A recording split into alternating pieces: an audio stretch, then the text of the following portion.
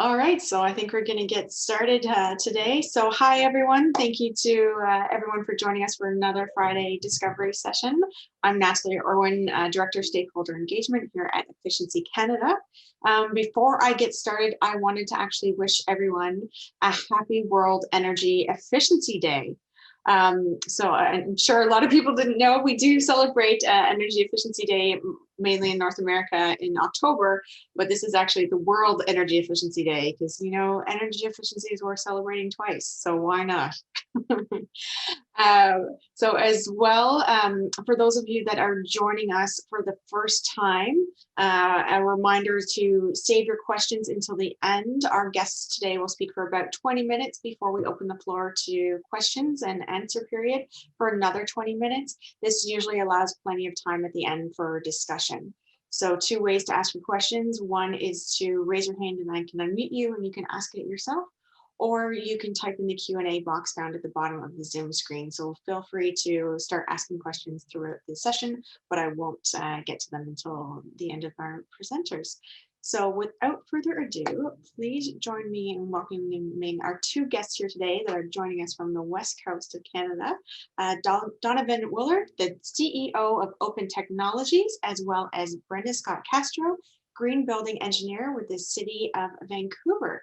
Thanks for joining us today, and I look forward to hearing about the Benchmark BC that's happening in Vancouver and all the results of that. And across BC, mostly coastal Yes. BC so far, but we're ambitious. So I'm just going to take over the screen. So as I'm doing that, I'm also going to acknowledge that in addition to being in my living room, I'm also speaking to you from the traditional unceded territories of the Tsleil-Waututh, Squamish, and Musqueam nations, who have been stewarding this land for many, many generations. And I'm very privileged to have had my generation and my family being raised on the same territory and investing in trying to steward it as best we can in the ways that we know how. And I'm also very honored to acknowledge my friend and colleague, Brenda Scott Castro from the City of Vancouver, who is leading the way on some big policy moves and regulatory moves in this space, as well as, you know, the collection of organizations and people that you see represented on the screen there. You know, many cities, many organizations have put their time and effort into helping us launch a first baby step, a giant baby step towards mandatory benchmarking in this province, as well as the Real Estate Foundation, BC Hydro, and in particular Natural Resources Canada, who has been a partner in laying this groundwork for many years already.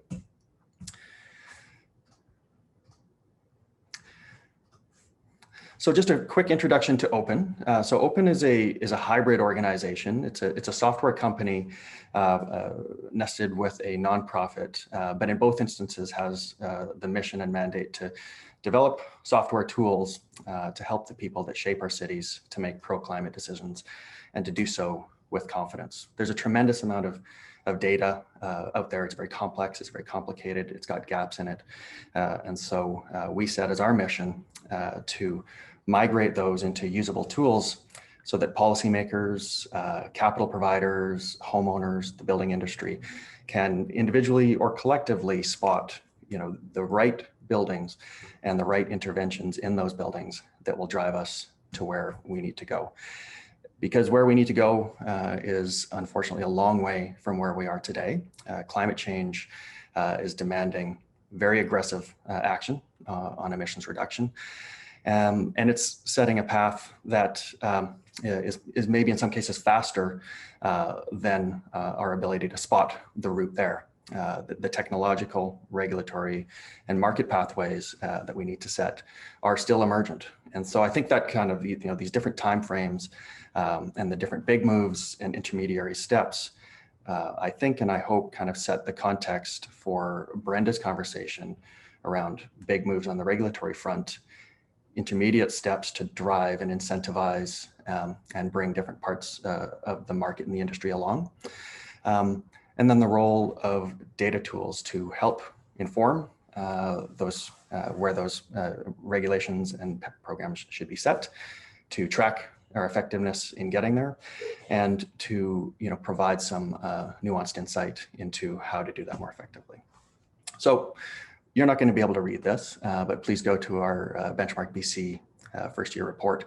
But the gist is 2050 is the year that BC and many other jurisdictions are going to have a net zero economy, which again, that's very soon. In the climate change framework, it's probably not soon enough. But the built environment is a big focus of that, obviously. So in 2032, all new buildings in BC have to be net zero ready. But of course, not all the buildings are new buildings. We have a tremendously large existing building stock. And so Metro Vancouver is leading some work in looking at how to understand the existing building stock and using benchmarking. Many other cities are, and of course, the City of Vancouver is leading the way with some benchmarking and some carbon pollution targets that I'm going to invite Brenda to tell us more about right now to set the big arc of history.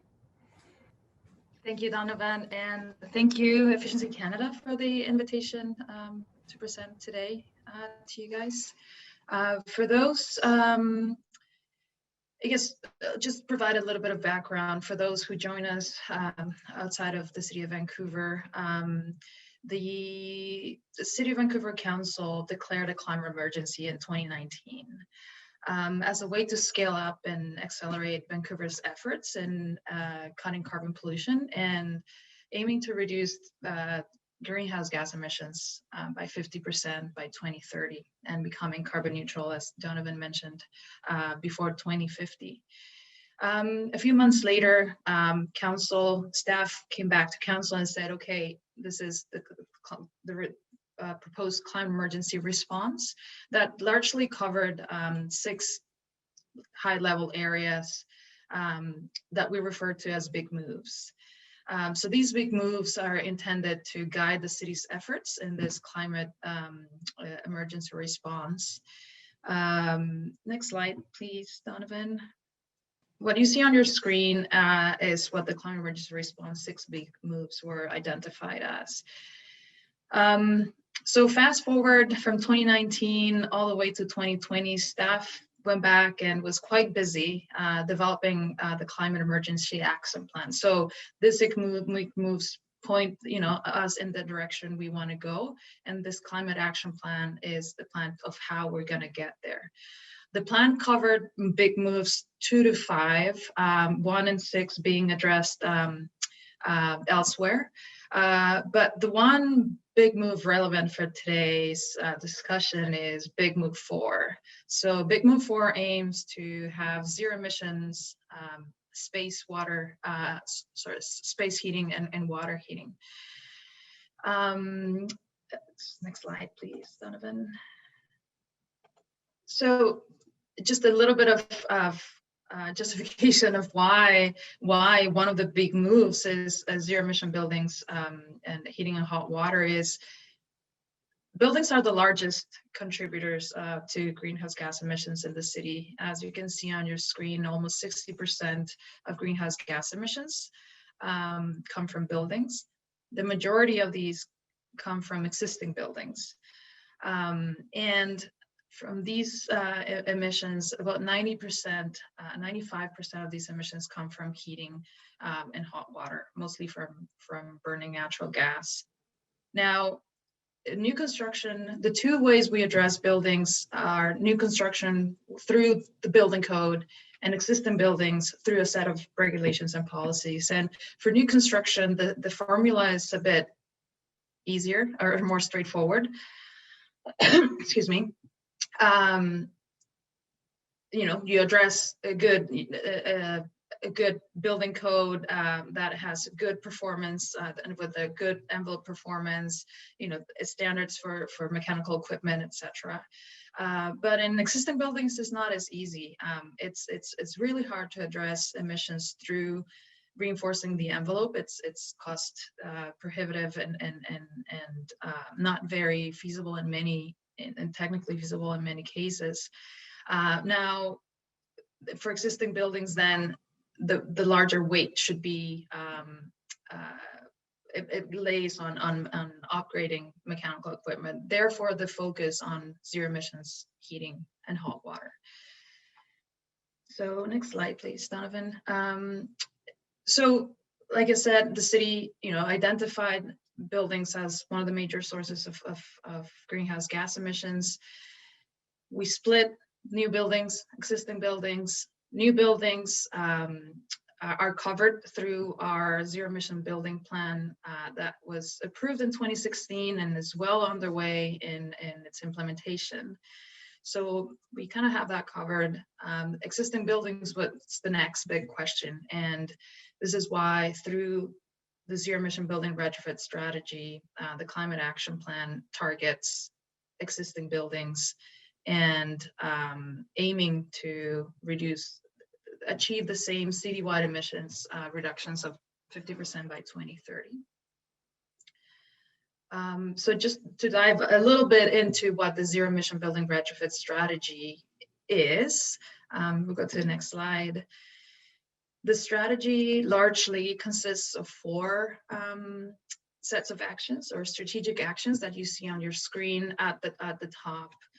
And these 4 actions are interrelated, with action number 1, setting carbon pollution limits and streamlining regulations as the key piece. And actions 2, 3, and 4 acting as supporting actions, or as the 3 pillars that will be necessary in order for our carbon pollution limits to be successful. So what these 4 key areas is essentially, number 1 is, as the name says, it is implementing carbon emission limits on existing buildings. What this means is buildings, large and small, will have a carbon pollution limit that they're allowed to emit, and it will be progressive over time, all the way to being carbon neutral by 2050. Action number 2 is about supporting early action and by providing incentives and other tools, and through continuing our relationship and work with in the provincial programs and utility programs, and topping up incentives and supporting some other conservation programs. Number 2 is about providing training support to industry and ensure they have the capacity to meet the growing demand of these retrofits that will need to be happening throughout the next decade. So this means training trades, contractors, consultants. And then lastly, number 4 there, working closely with existing, with the utilities that we have in the province, BC Hydro, FortisBC, as well as other district energy utilities, to ensure that they're able to support their customers in transitioning to renewable energy at a cost-effective way. So as you can see, the strategy framework is simple and straightforward. However, it's quite extensive, and each one of these large strategic actions is composed of sub-actions and things that need to happen in order for us to achieve these. I'm not going to go into a lot of detail in defining these strategic actions, and instead I'm just going to focus on the relevant action for this topic, which is how the city views benchmarking as a tool for achieving that big number 1 strategic action. So if we go on to the next one, you don't have to read everything that's on this slide, but it's just to give you an idea of what are the sets of actions that are embedded within that larger action number 1. And the one I want to bring your focus to is that number 4 right there, energy emissions reporting. So the city will implement energy benchmarking for large buildings, as well as energy reporting for smaller buildings and other requirements by 2023. So we're talking about 2 years from today. The reason we're doing this is in advance and in preparation for the carbon emission limits that are set to come into effect in 2025, the first limits. So this will provide, provide owners with time to determine their compliance. Benchmarking will also be the vehicle of compliance for meeting carbon limits. It will give them some time to understand their performance and understand and plan the improvements and retrofits that they need to implement. So if we go to the next slide, the city largely sees as benchmarking as a key, simple but key tool that will allow us to measure and communicate, and it's also key in meeting the city's short and long-term carbon pollution reduction goals. Like I said, benchmarking will be our vehicle for understanding emissions out there, will be the vehicle to understand how and how fast we need to move. So it will inform our future policy. We're right now designing policy in the short and near term, but the policy that will come decades later, this is an essential tool that will provide us the data to do that. It will also allow us to identify what are the highest energy consumers. Right now, we don't really have an understanding of how buildings perform out there. We have, we may have energy models, we may have some energy studies on a sample of buildings, but we don't really understand the bulk of the building stock out there. And when we do so, it will allow us to understand which ones are the ones in most need for energy conservation and implementation of retrofit. So this at the same time informs what the city's incentives should look like. If we talk about, maybe it's the multi-family residential buildings from the 70s that are really inefficient, well, then we can tailor our programs to target that specific building sector. It also is a tool that will allow us to assess the effectiveness of the strategy. It will ultimately be about the numbers and about the reduction in greenhouse gas emissions. So once we implement and set this regulation, benchmarking program, then we'll be able to understand with relatively straightforward how we're performing. And lastly is a communication and market transformation tool. That's more or less the endeavor that Open Tech is at. It will, it's a communication tool. It can allow building owners to understand what and communicate how their buildings are performing. And just that last piece at the bottom, this first regulation set to come into effect in 2023 is intending to cover commercial and multi-unit residential buildings larger than 5,000 square meters, and corporate City of Vancouver facilities of larger than 2,000 square meters. The regulation is still not developed yet, and there is an intent of understanding whether we need to start 5,000 and then start lowering the threshold, the size threshold. But like I said, 2021 is the year where we are going to develop this regulation. Next slide, please. This map is just to sort of reinforce and that we're sort of on the right path. There's many cities and states and Ontario as a province in North America that now require that buildings above a certain size, usually 5,000 or 5,000 square meters or 50,000 square feet, report their energy consumption to that regulating jurisdiction.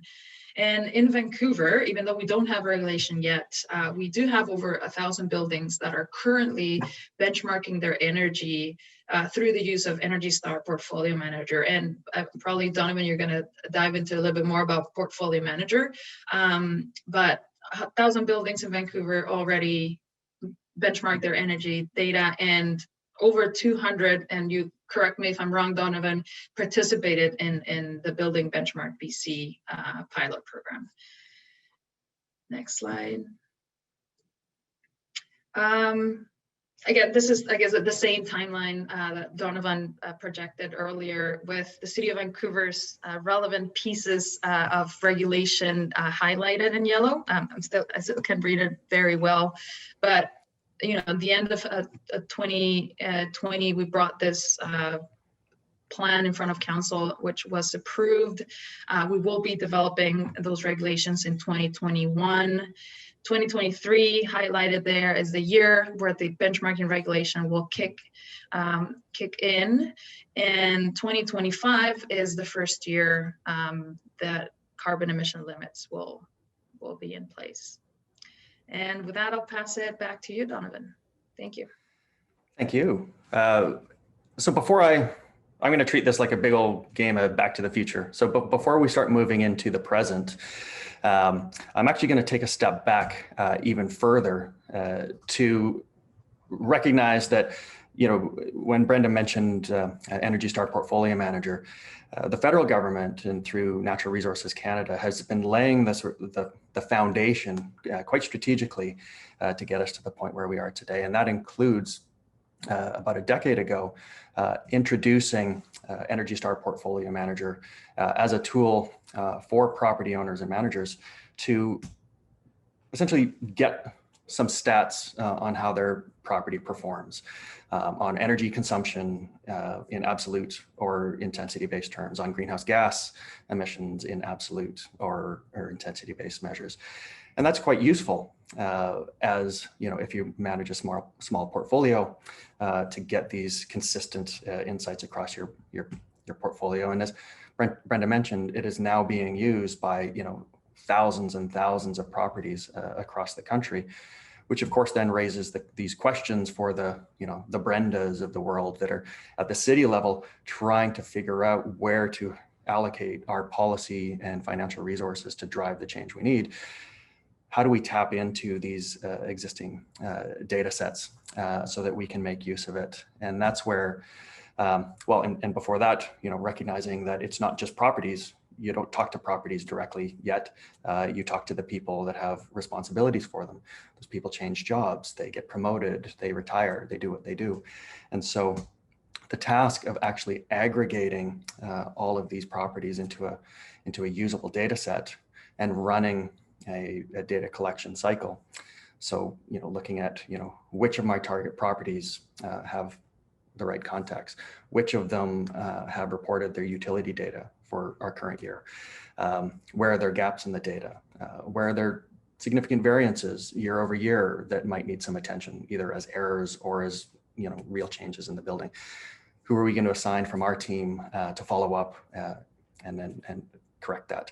So NRCan partnered with Open to build Grid as an aggregation platform that pulls from ESPM accounts, Energy Star Portfolio Manager accounts, as well as many other data sources, and then outputs it into a disclosure map right now in the voluntary stage. And so you see the current version in a snapshot. Natalie encouraged me not to do a live demo because it's dangerous in these environments.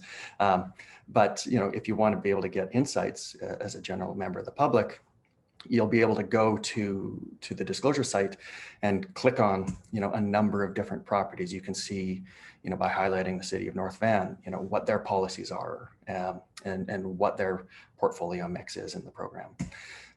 Or if you want to drill into an individual property type, in this case, the heated swimming pools that are getting a lot of attention so far.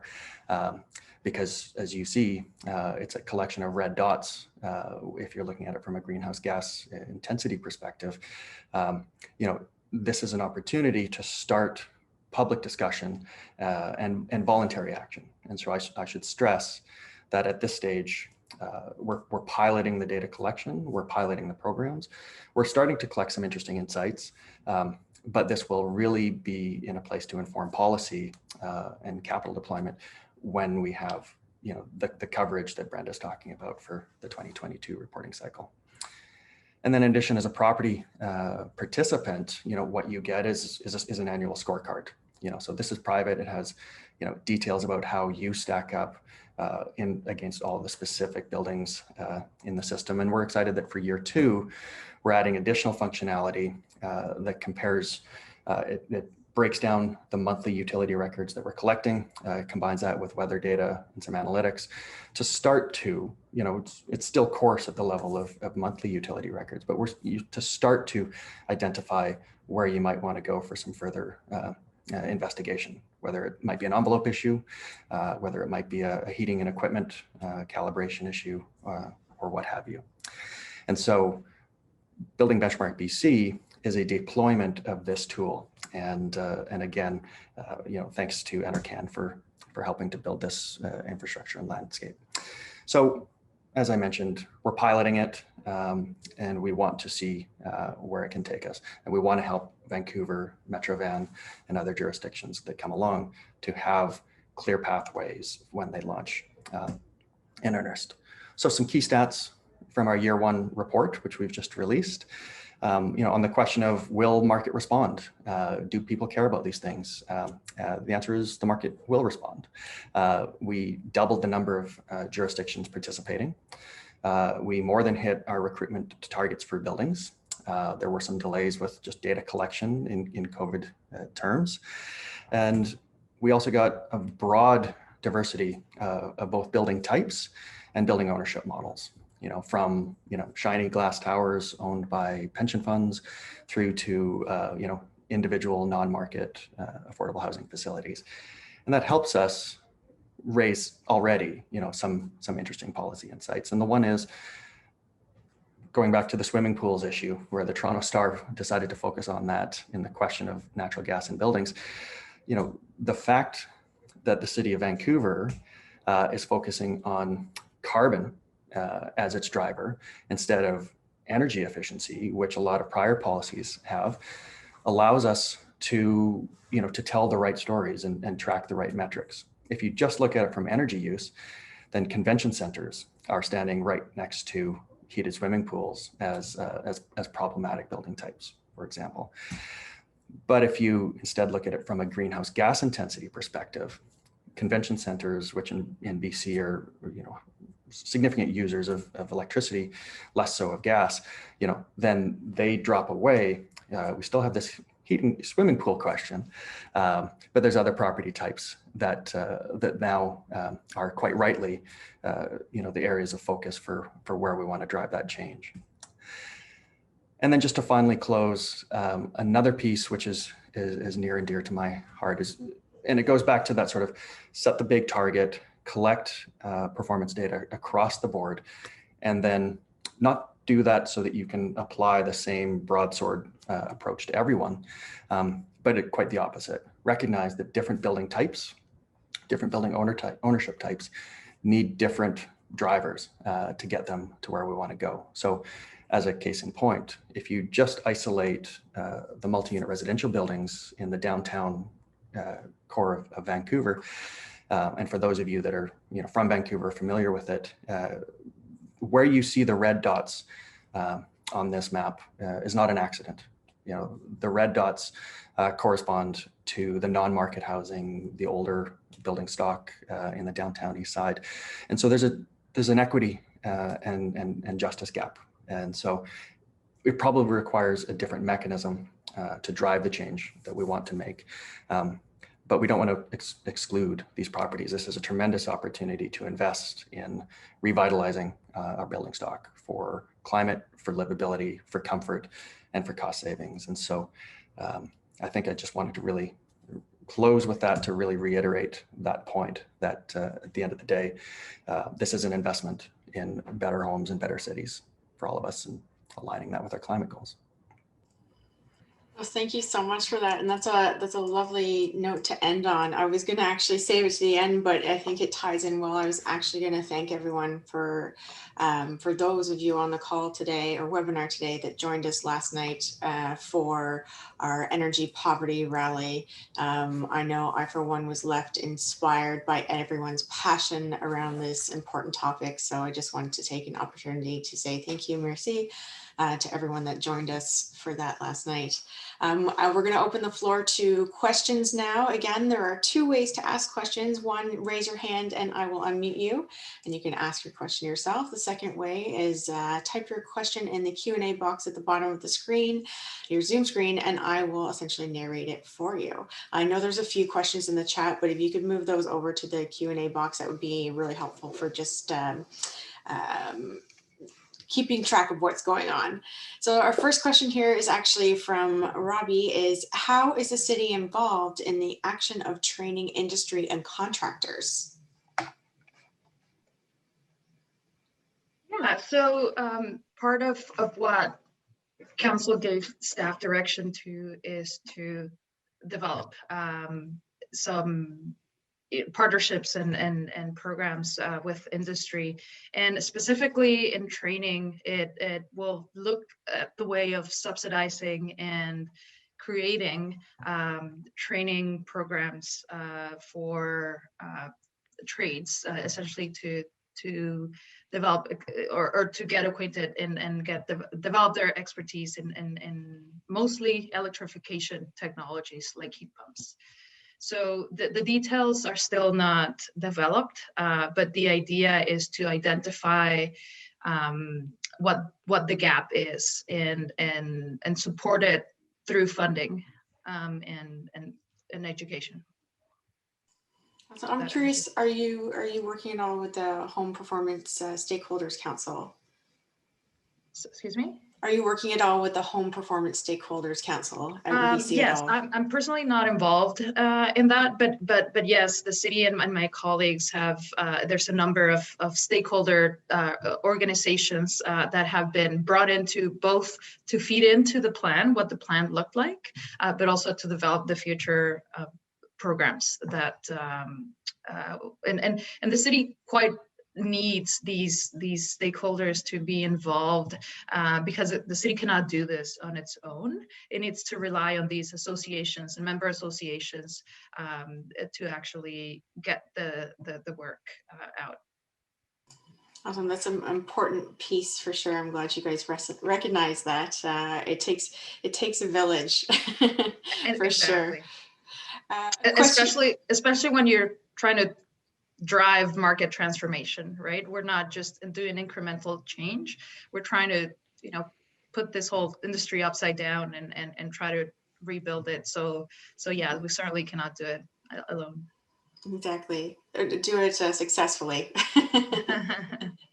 A question here from Kathleen is just great presentation.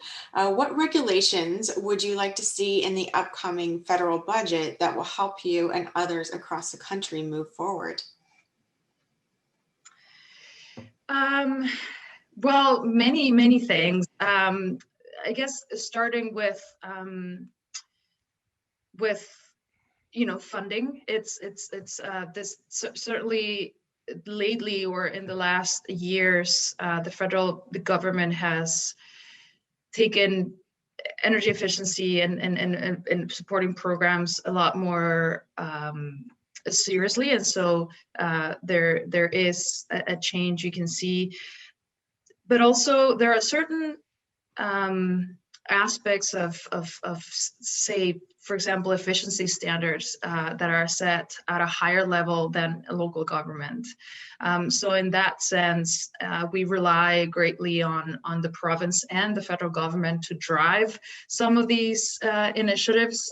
And that just translates directly into things like, the type of equipment that is available to undertake these retrofits. So I would say, standards is a big one. Certifications, a lot of products could not, be used in our context because they may not be CSA certified, and there's certain key pieces that are out of our hands and out of our control, and that it will be required for a higher level of government to drive these initiatives.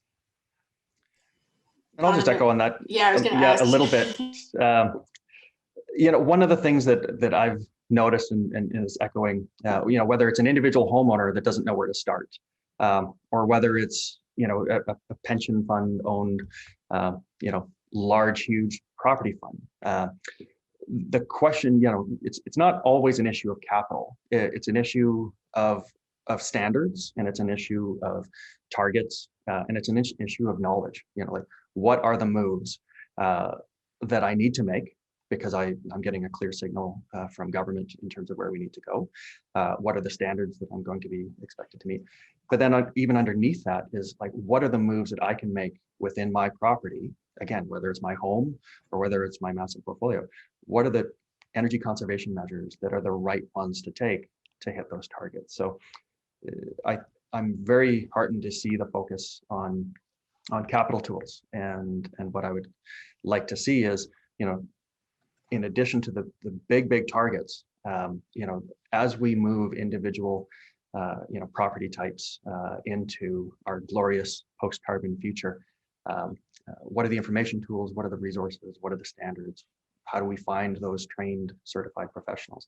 All of that infrastructure has to be further developed. Yeah, that's a great point. There's a number of things that are needed, capital as well as capacity building for sure.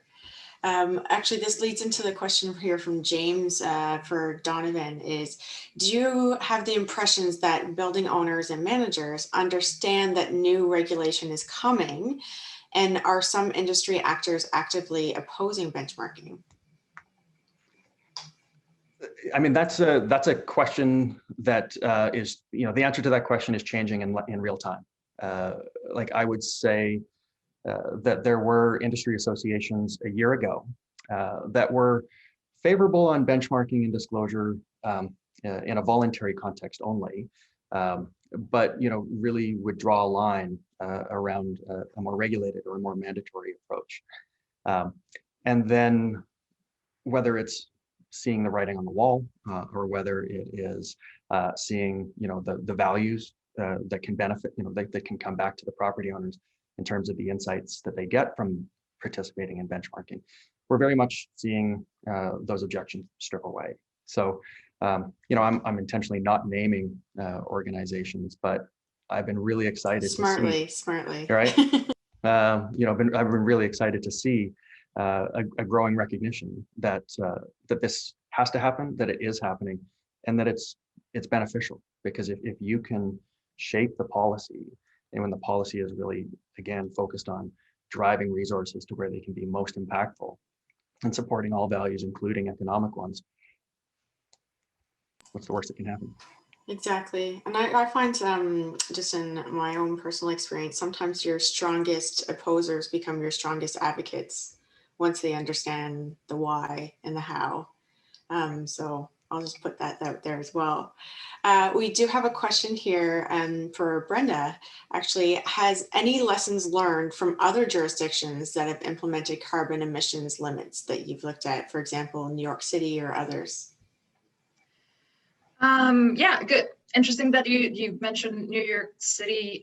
When the staff was deliberating on how to deliver on this big target of GHG reductions, there was a lot of ideas floating, and through consultation with stakeholders, one of the big signals that we got from the industry is that they could use less prescriptive ways to achieve carbon reductions.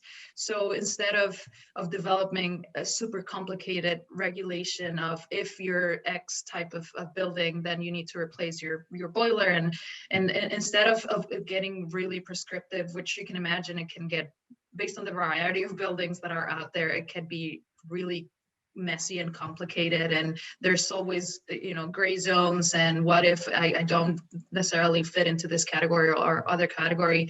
And one of the lessons from the New York City model was that if you send a clear signal of setting carbon pollution limits, then, and you also provide building owners with the tools to reduce their carbon pollution limits, tools, whether they're incentives or expertise, or tools for them to do capital planning, whatever this is, then they have the flexibility to time their replacements.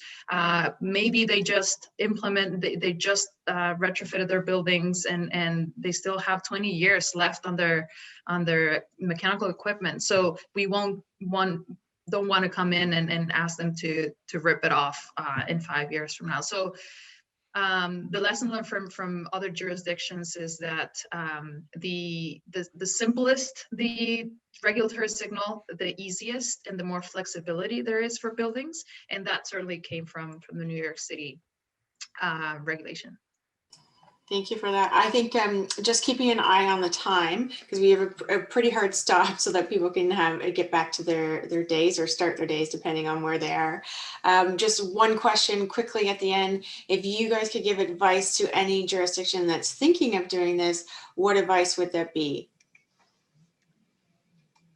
Well, and I want to be careful about pitching, but you know, and NRCan did invest in the grid tool as a tool for cities across the country, and so we're thrilled that in addition to Vancouver and the rest of BC as it grows, the city of Calgary and other jurisdictions are now signing up to use it. So there are a growing number of tools and resources and case studies that can help you with your local benchmark program, and I'll also just echo what Brenda just said. If you're looking at setting significant targets and driving resources, then understanding what your starting performance levels are is key. And if I could just maybe raise, we are also recruiting properties to join us for Benchmark BC in year 2. And so please do reach out to buildingbenchmarkbc.ca/data to see the disclosure site, as well as to join us and register. Perfect. And that can be any building in Canada? Well, for BC, it's for BC, but if you're in another part of Canada, then please reach out in another way. Perfect. And I was just going to, sorry, your contact details are on the screen, but if anyone misses it, you can reach out to Efficiency Canada and we can put you, everyone in touch with everyone. So go ahead. I just wanted to say that if there's any questions that we didn't answer, you have our emails on the screen, and please feel free to reach out, and you have them. We'll have a conversation. Perfect. Well, thank you both for joining us today. Very insightful and very inspiring to see what's happening out west and across BC, and specifically in Vancouver for Brenda. So thanks for sharing that again today. And thank you for everyone for joining us today. I hope you can join us next week. So next week joining me will be St. John Energy, who recently partnered with MyHeat, whose technology collects large-scale thermal imagery of homes and uses it to map heat loss occurring from rooftops for entire cities. So join us how the platform was used and hear feedback from the citizens of St. John. So thank you again, everyone. Enjoy the weekend and happy International Energy Efficiency Day. Bye.